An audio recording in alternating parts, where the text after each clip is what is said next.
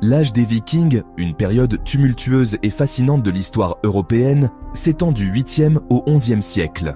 Ces marins scandinaves, connus pour leur courage et leur esprit d'aventure, ont parcouru les mers, laissant une marque indélébile sur le monde. Commerçants, explorateurs et guerriers redoutables, ils ont établi des routes commerciales, fondé des colonies et semé la terreur sur leur passage. Au cœur de cette époque mouvementée, un roi danois se distingue par sa puissance et son influence, Harald à la dent bleue. Son règne, marqué par des conquêtes, des réformes religieuses et une ambition dévorante, a profondément façonné l'histoire des Vikings et de la Scandinavie. Harald est né vers 910, dans un monde en pleine mutation. Le Danemark, comme le reste de la Scandinavie, était alors divisé en petits royaumes souvent en conflit. C'est dans ce contexte instable que Harald va devoir s'imposer et forger sa destinée. Les détails sur la jeunesse de Harald sont rares et souvent entourés de légendes. Fils de Gorm l'Ancien, roi du Danemark, Harald grandit probablement dans un environnement où la force et la ruse étaient des qualités essentielles. Son éducation, comme celle de tous les jeunes nobles de l'époque, comprenait l'apprentissage des armes, de la stratégie militaire et de l'art de gouverner. Dès son plus jeune âge, Harald participe probablement à des expéditions vikings, ces raids éclairs qui terrorisaient les côtes européennes. Ces voyages lui permettent de se forger une réputation de guerrier courageux et impitoyable, mais aussi de découvrir d'autres cultures et d'autres modes de vie. L'une des légendes les plus célèbres concernant la jeunesse de Harald raconte comment il obtint son surnom de Dent bleu. Selon cette histoire, Harald aurait perdu une dent lors d'une bataille, et cette dent, devenue bleue par la suite, lui aurait valu ce surnom si particulier. À la mort de Gorm l'Ancien, vers 958, Harald hérite du trône du Danemark. Cependant, son pouvoir est loin d'être assuré. D'autres prétendants se manifestent et Harald doit rapidement prouver sa force et sa détermination pour asseoir son autorité. Harald s'avère rapidement être un chef militaire brillant et impitoyable. Il remporte une série de victoires décisives contre ses rivaux, unifiant progressivement le Danemark sous sa bannière. Son armée, composée de guerriers vikings aguerris, sème la terreur dans toute la Scandinavie. Harald ne se contente pas de soumettre ses ennemis par la force. Il sait aussi se montrer diplomate et stratège. Il noue des alliances avec certains de ses anciens adversaires, consolidant ainsi son emprise sur le Danemark. Une fois son autorité solidement établie, Harald se consacre à la consolidation de son royaume. Il entreprend de grands travaux de construction, notamment la fortification de Jelling, qui devient sa capitale et un symbole de sa puissance. Harald comprend également l'importance du commerce pour la prospérité de son royaume. Il encourage les échanges commerciaux avec les royaumes voisins, favorisant ainsi l'essor économique du Danemark. Sous son règne, le pays connaît une période de paix et de prospérité relative. Cependant, Harald reste un guerrier dans l'âme. Il lance des expéditions militaires contre les peuples slaves de l'Est, consolidant ainsi les frontières de son royaume. Il intervient également dans les affaires de la Norvège, tentant de placer ce royaume sous sa coupe. Section FIV. La christianisation du Danemark. L'un des actes les plus importants du règne de Harald est sans conteste la christianisation du Danemark. Jusqu'alors, les Danois, comme la plupart des Scandinaves, étaient païens. Ils vénéraient un panthéon de dieux et de déesses, et leurs croyances étaient profondément ancrées dans leur culture.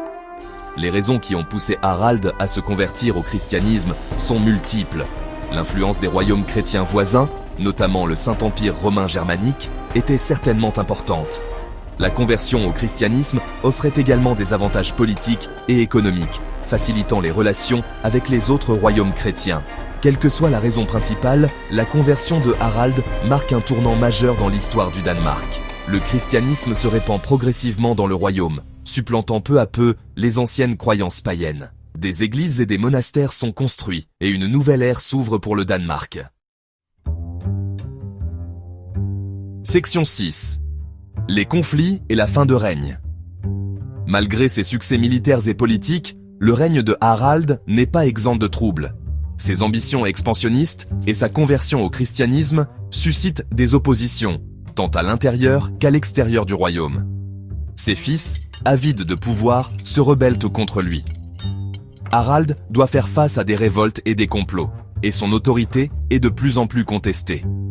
Affaibli par ces conflits internes, il doit également faire face à la menace grandissante des royaumes voisins. En 986, après un règne de près de 30 ans, Harald est vaincu et tué lors d'une bataille contre son propre fils, Sven à la barbe fourchue.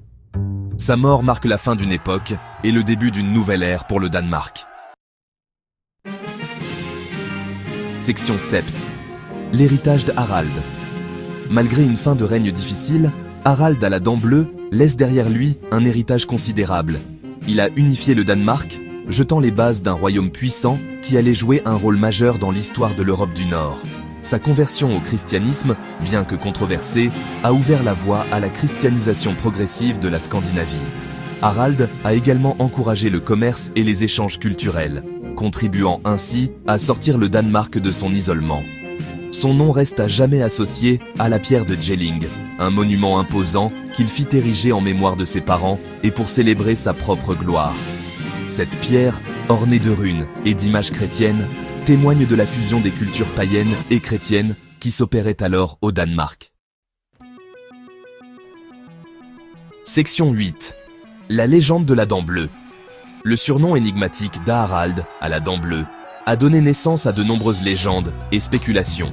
Certains récits racontent qu'il aurait eu une dent, probablement morte, qui était effectivement bleue ou noire. D'autres suggèrent que le surnom était métaphorique, faisant référence à son éloquence ou à sa sagesse.